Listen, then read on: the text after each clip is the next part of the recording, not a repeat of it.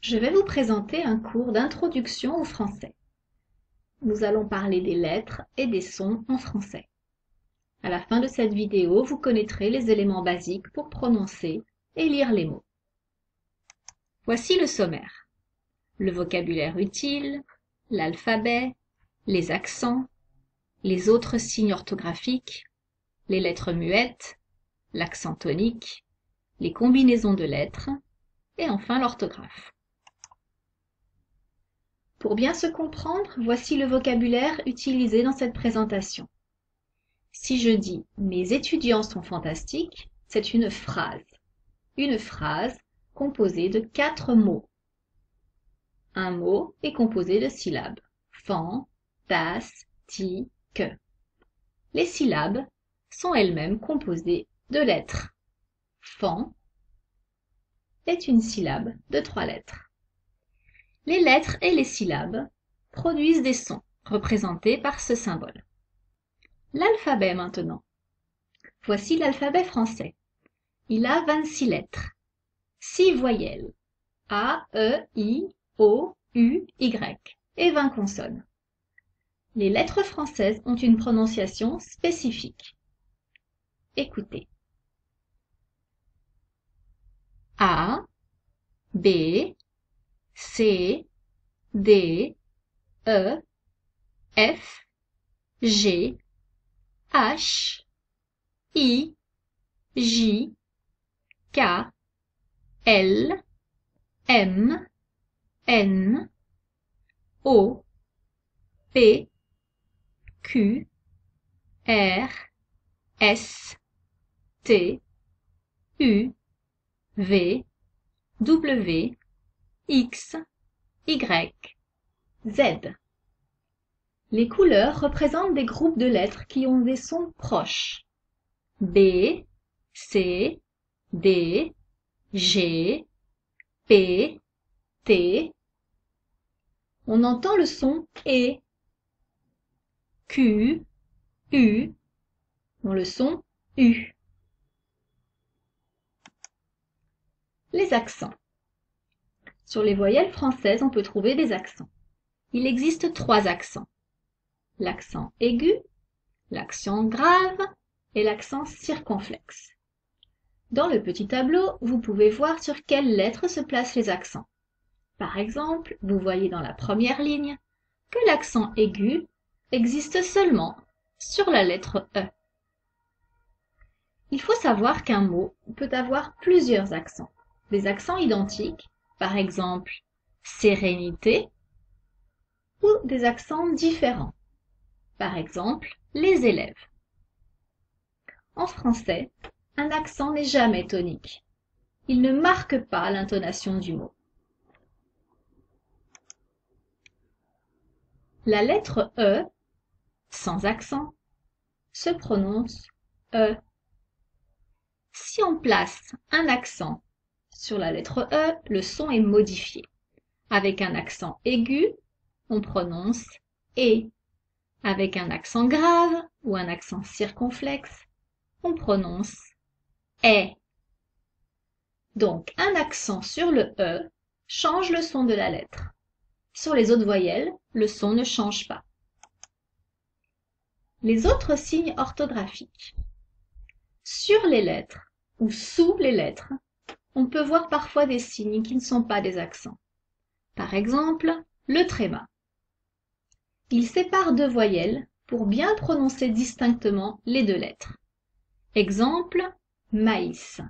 On prononce le A et le I. Sans le tréma, la prononciation est différente. Mais, c'est un autre mot. Un autre signe orthographique est la cédille. Elle se place sous la lettre C et seulement devant les voyelles A, O, U. Un C cédille se prononce S, comme la lettre S. Sa, so, su. Exemple, un garçon français. Sans la cédille, la prononciation est différente. K, ko, Q. En français, il y a beaucoup de lettres muettes. c'est-à-dire des lettres qui ne se prononcent pas. Par exemple, plusieurs consonnes en fin de mot ne se prononcent pas. Le P, le D, le T, le S, le X et le Z.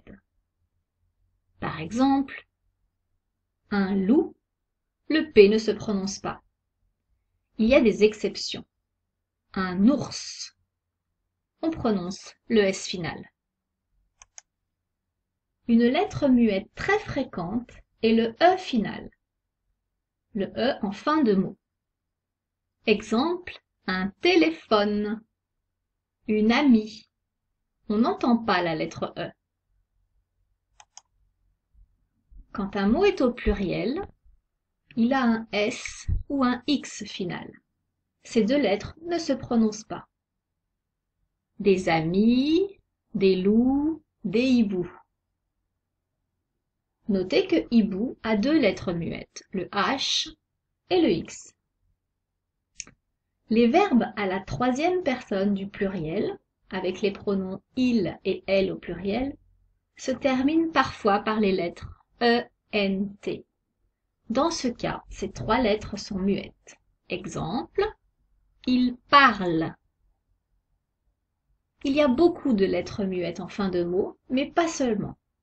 On rencontre aussi des lettres muettes en début de mot, comme le H de hibou par exemple, ou au milieu d'un mot. C'est souvent un H. Avec ces lettres muettes, on constate qu'une prononciation unique peut s'écrire de plusieurs manières différentes. On dit qu'il y a plusieurs graphies, plusieurs écritures. Par exemple, il parle, il parle. La prononciation est identique, mais la première phrase est au singulier, un homme parle. Et la deuxième est au pluriel, plusieurs personnes parlent. Un autre exemple, ami, ami, ami, ami. Ils ont la même prononciation. Le féminin et le pluriel ne s'entendent pas. Parlons maintenant de l'accent tonique. Il existe en français, mais il est moins marqué, moins fort que dans d'autres langues, et il n'est jamais écrit. L'accent tonique est placé sur la dernière syllabe des mots. Exemple, un ordinateur. On accentue un peu, teur, ordinateur. Quand la dernière syllabe est muette, comme dans téléphone, la syllabe ne est muette, on accentue la syllabe précédente, téléphone. Parlons maintenant des combinaisons de lettres. En français, il existe beaucoup de combinaisons de lettres qui produisent un nouveau son. 2 ou 3 lettres placées ensemble qui vont produire un son. Des associations de voyelles et de consonnes. Voici 4 exemples de combinaisons de 2 consonnes. C et H produisent le son ch, comme dans chat. P et H produisent le son f, comme dans photo. G et N produisent le son ng, comme dans ligne. G et U produisent le son g, comme dans bague. Voyons maintenant des combinaisons de 2 voyelles. E et I produisent le son E, comme dans abeille. A et U produisent le son O, comme dans auto. O et U produisent le son OU, comme dans loup. O et I produisent le son OUA, comme dans moi. On peut aussi faire une combinaison de 3 voyelles, E, A, U, qui produisent le son O, comme dans le mot cadeau.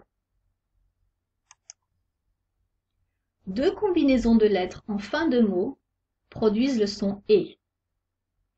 C'est la combinaison E et R, comme manger, cuisinier, mais aussi la combinaison E et Z, vous mangez. Certaines combinaisons de voyelles et de consonnes s'appellent des voyelles nasales.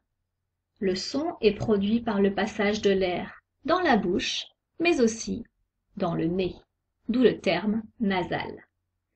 Par exemple, A et N produisent le son en, comme dans balance. O et N produisent le son on, comme dans le mot avion. A, I et N produisent le son un, comme dans le mot main. Attention, vous voyez, le nasal peut avoir plusieurs orthographes, c'est-à-dire plusieurs combinaisons de lettres différentes. Le son en s'écrit par exemple de deux manières différentes, E-N et A-N. Certaines consonnes peuvent être doublées. Par exemple, la lettre P. Le son produit, P, est le même que pour la lettre unique. Épeler, appeler.